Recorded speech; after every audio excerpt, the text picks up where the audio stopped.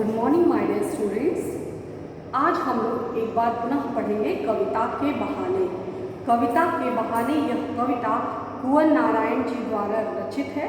इनकी कुंवर नारायण जी की जो प्रसिद्ध काव्य संग्रह है, इन दिनों में यह कविता जो है वह संकलित है।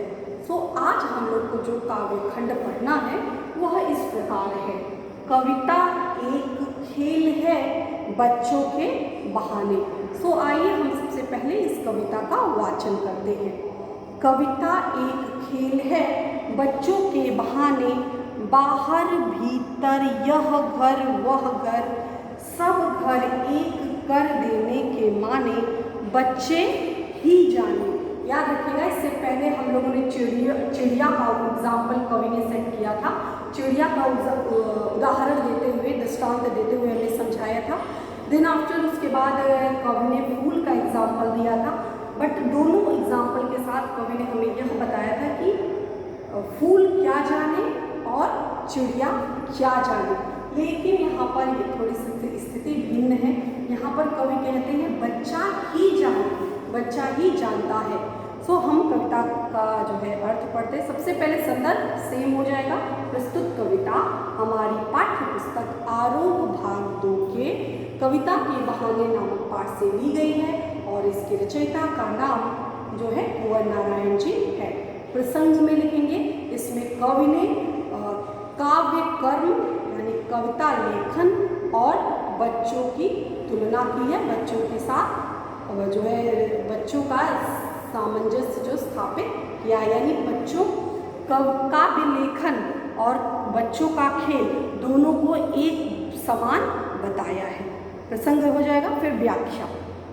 कविता एक खेल है बच्चों के बहाने।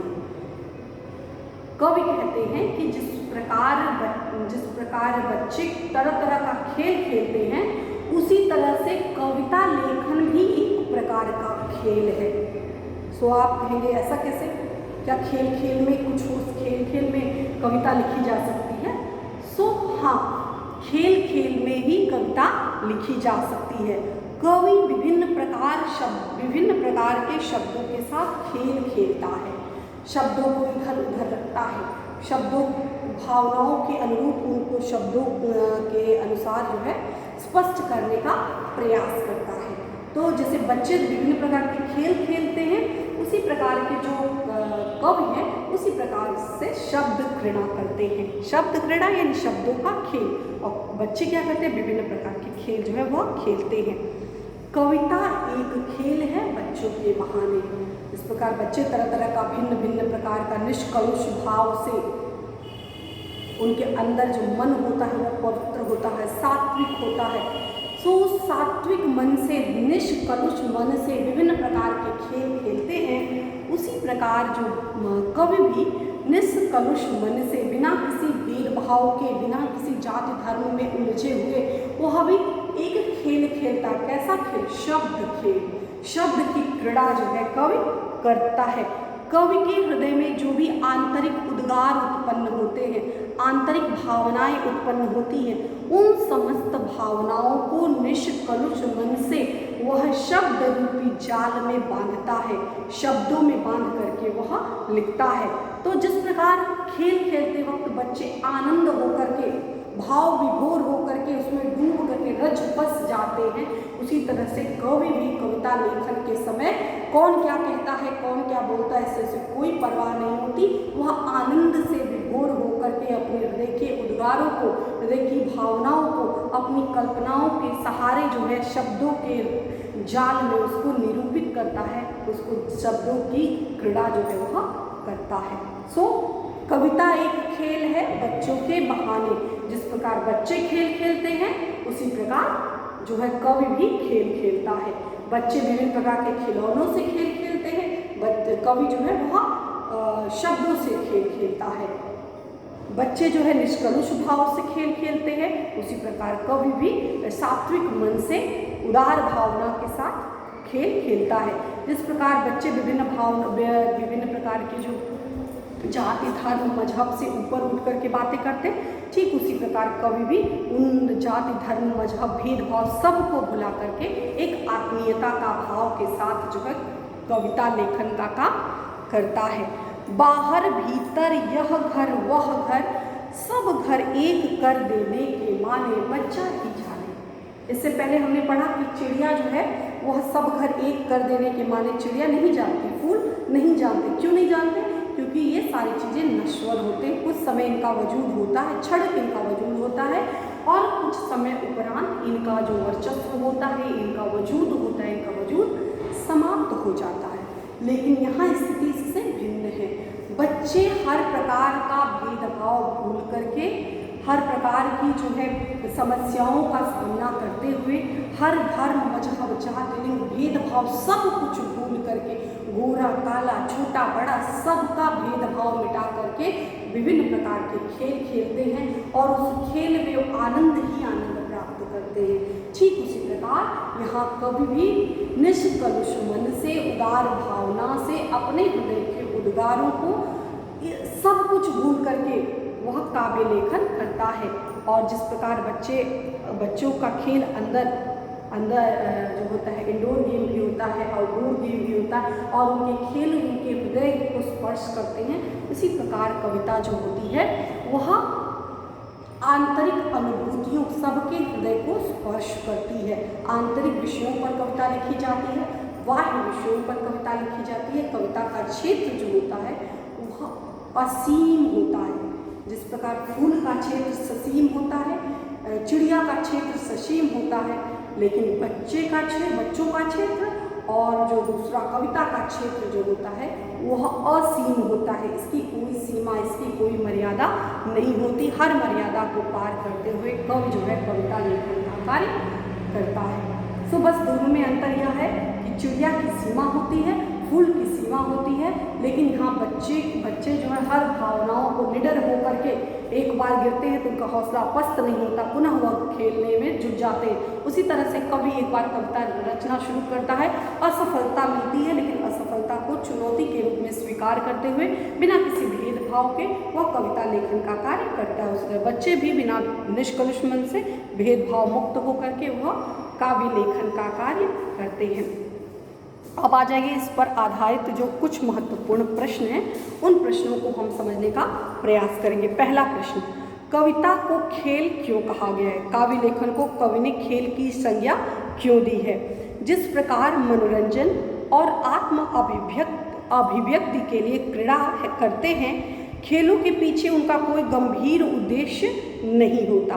बच्चे जब खेल खेलते तो ये सोच करके नहीं खेलते कि हमारे से मानसिक विकास होगा, इससे हमारी शारीरिक शक्ति में वृद्धि होगी या हमारा शरीर ऊर्जावान होगा। उनका सिर्फ एक उद्देश्य होता है, वह आनंद की अनुभूति।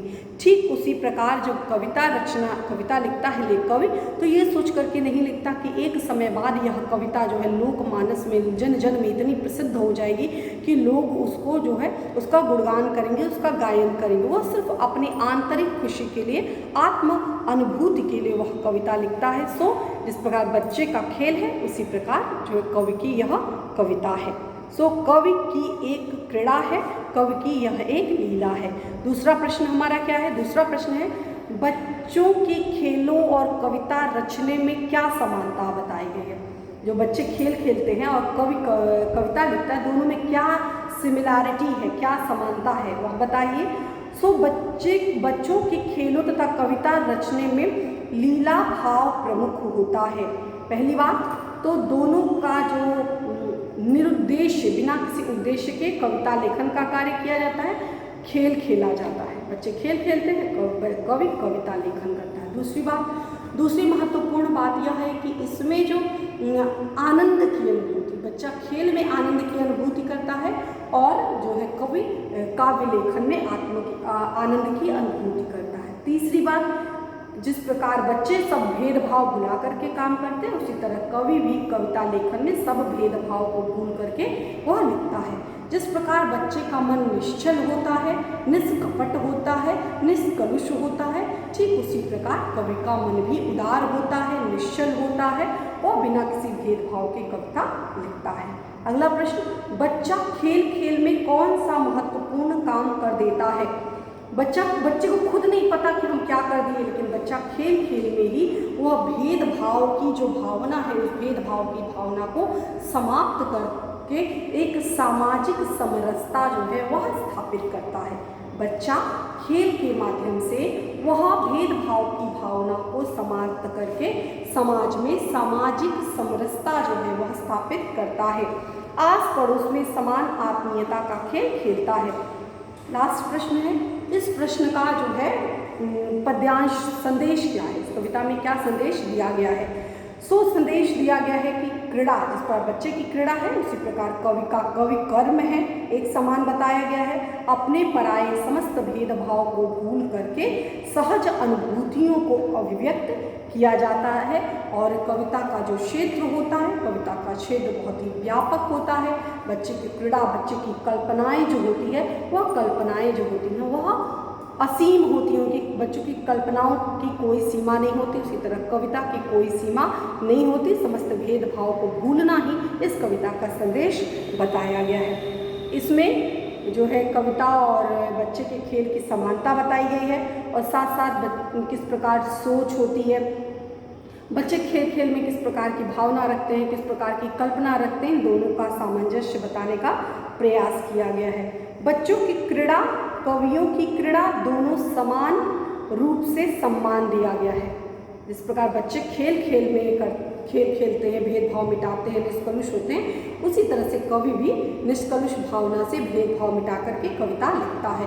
लेकिन जो मुख्य उद्देश्य है वह आनंद की अनुभूति और निरुद्देश्य, यह सोच करके लिखा नहीं जाता कि कविता जो बन जाएगी तो कविता कालजयी हो जाएगी और लोग इसका इतना आनंद उठाएं। बस कवि जो होता है वह अपने हृदय की अनुभूतियों को कल्पनाओं के सहारे, विभिन्न शब्दों के सहारे कविता लेखन का कार्य करता है। यह कविता जो है इसमें गेयता का गुण नहीं है, लेकिन तुकांत होने के कारण कविता सुनने में बहुत ही अच्छी लगती है, कर्ण प्रिय लगती है, सुनने में बहुत ही अच्छा लगता है। भाव की लय अनूठा है, बहाने, जाने, माने का तुक कविता में प्रभाव डालता है। भाषा अत्यंत सरल, सुगम और प्रवाहमयी है, प्रवाहमयी और प्रभावमयी दोनों है। बाहर भीतर, इस घर उस घर, मतलब र वर्ण की आवृत्ति का अभिप्राय है। र वर्ण की आवृत्ति से कहा जा सकता है, यहाँ पर अनुप्रास अलंकार का प्रयोग किया गया है। सब घर एक कर देने के माने का मतलब यह है कि समस्त जो अपना पराया, ऊंचा नीचा, जाति, धर्म, मजहब, लिंग, हर सबसे ऊपर उठ करके एक सामाजिक समरसता स्थापित करना जो है वह कविता का उद्देश्य है। कोई छोटा नहीं होता, कोई बड़ा नहीं होता, सब ईश्वर के पुत्र हैं, सब ईश्वर की पुत्रियां हैं। सो सबको किसी प्रकार का किसी के साथ हमें ओछा व्यवहार नहीं करना चाहिए, किसी प्रकार किसी के साथ भेदभाव नहीं करना चाहिए। सो इस कविता में कवि ने जिस प्रकार बच्चे खेल खेलते हैं उसी तरह बताया है कि कविता भी एक प्रकार का खेल है, एक प्रकार की शब्द क्रीड़ा है। कवि भी निरुद्देश्य भावना से कविता लेखन करता है और कविता रचना करता है सहज भाव से। उसी तरह से बच्चे भी जो होते हैं, बच्चे भी बिना किसी उद्देश्य से प्रसन्नता के साथ जो है कविता बच्चे जो है विभिन्न प्रकार की क्रीड़ा जो है वह करते हैं। आई होप आपको समझ में आया होगा। इसको देख करके 2 बार 3 बार पढ़ लीजिएगा। नेक्स्ट आप ऑनलाइन क्लास में या नहीं, आप जब भी चाहिए आपको बता दिया जाएगा। धन्यवाद।